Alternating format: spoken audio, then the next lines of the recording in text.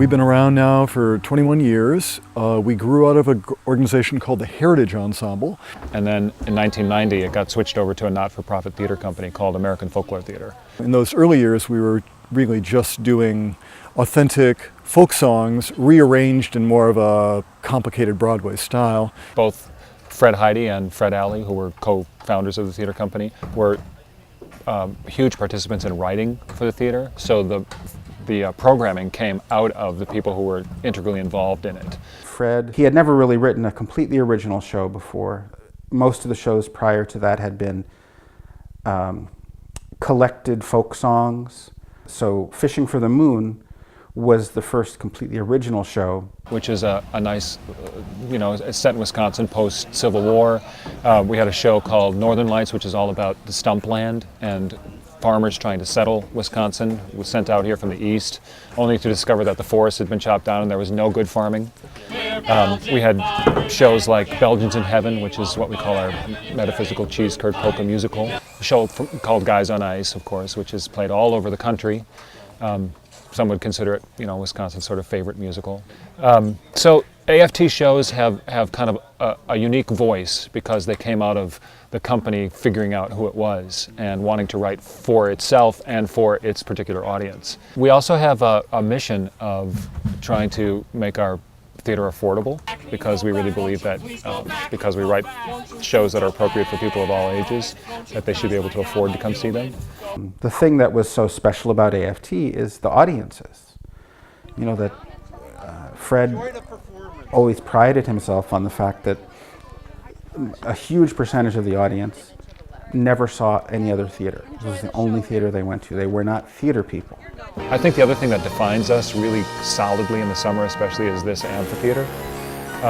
Being out here in this grove of pine trees and with the natural wood for a stage, it's an experience. And a lot of people talk about, we come to Door County in part to experience AFT and to be in the park and seeing the shows in the park. There's something astonishing and magical to do these shows out there where you really don't know what's going to happen. Nature really becomes the director of the show, and every night is different.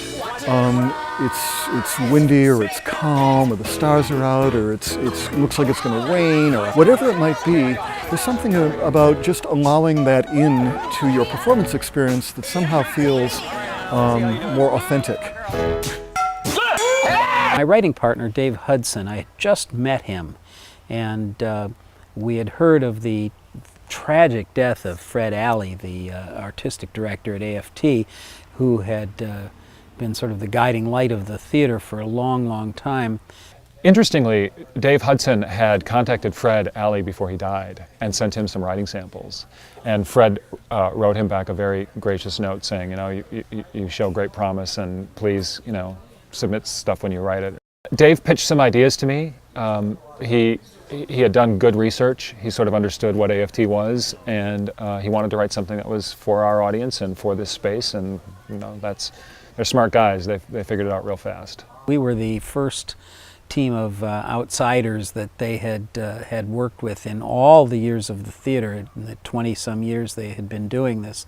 They're part of the AFT family now, but in spades. They've done 5 world premieres for us here. Muskie Love, Cabin with a View. Cheeseheads, which was a huge hit in the last couple of years. Main Traveled Roads, which won the Richard Rodgers Award for Best American Musical. And Bing the Cherry Musical. We had never done anything set in a cherry orchard before, or having to do with, having to do with cherries. So that was obviously a natural springboard into talking about adapting the cherry orchard. The setting of Door County is perfect for it. There's a wonderful song in Bing this year called I Never Thought About You, in which the two lead characters talk about how they never thought about the other person, but of course by the end of the song we realize that they were completely obsessed with each other the whole time. And it's wonderful informing the audience of something that the characters themselves don't know. Paul really knows how to write a hook, a memorable melody, and so all of his shows really have that quality. They're very infectious. We joke at AFT about how you can't get his songs out of your head. The crew goes home at night and they're singing in the shower. People cotton to the idea of coming out here and seeing something that's not been done anywhere else before. I think that makes them feel like they're part of something that they can't be a part of anywhere else.